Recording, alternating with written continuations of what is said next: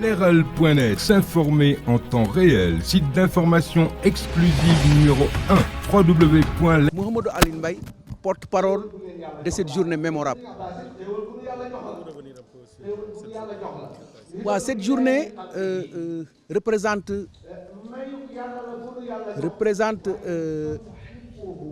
un moment crucial dans l'œuvre de Serigne Abbas Sall, dépositaire du Wird Tijani de Cheikh Ahmed Tidiane Chérif, venant directement du prophète sallallahu alayhi wa sallam.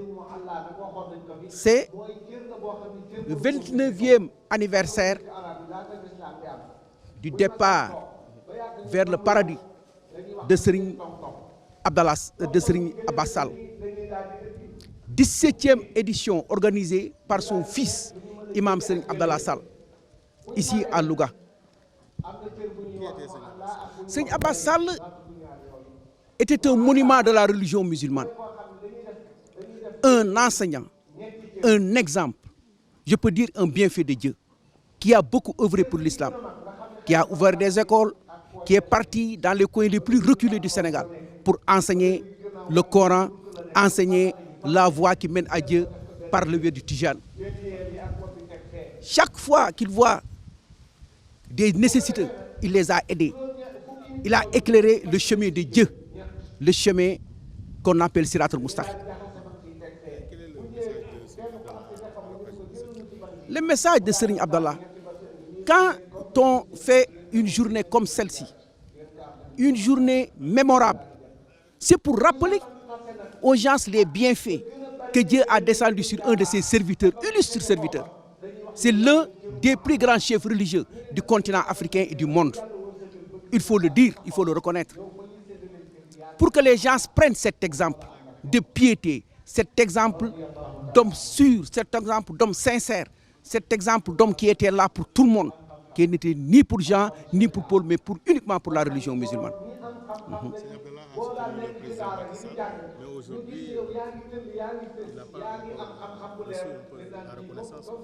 Serigne Abdallah Sall a créé un mouvement qui s'appelle Dolel Deug.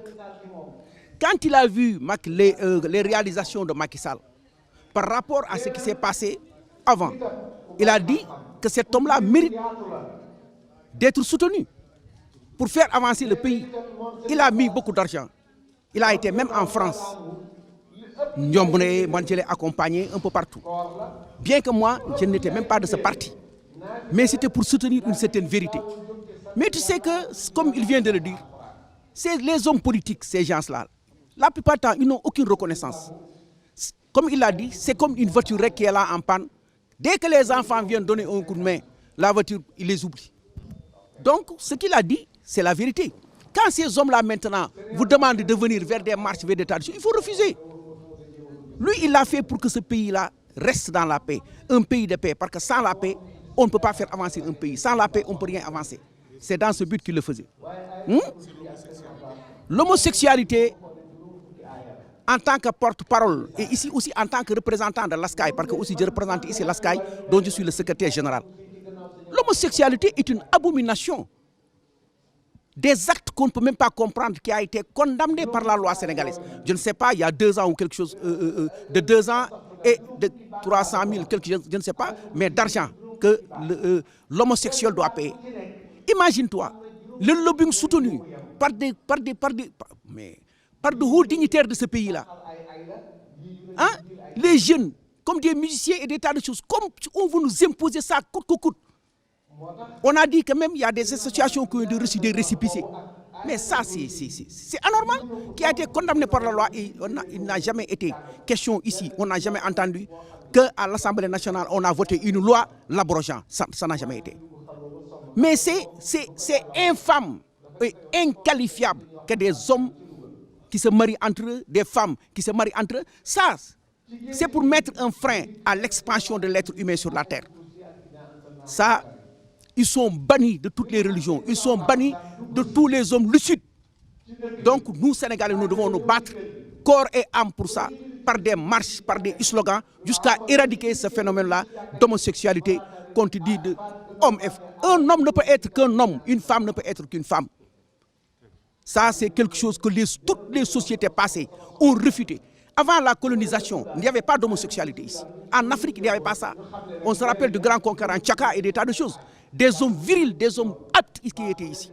Mais maintenant, c'est un truc que le pays veut soutenir. Quand on dit, par exemple, que le peuple n'est pas encore prêt, il faut réfléchir à ça. Le peuple n'est pas encore prêt. Donc, il y a quelque chose qui est derrière. Le peuple ne sera jamais prêt. Par ma voix, le peuple ne sera jamais prêt pour ça. Et nous sommes prêts à le combattre par tous les moyens. Nous avons utilisé tous les moyens, mais pas la violence, pour combattre ce phénomène-là. Social qui est là, on ne sait même pas. Imagine-toi, c'est le summum de la démocratie. Quand on parle de démocratie, le summum, c'est l'homosexualité.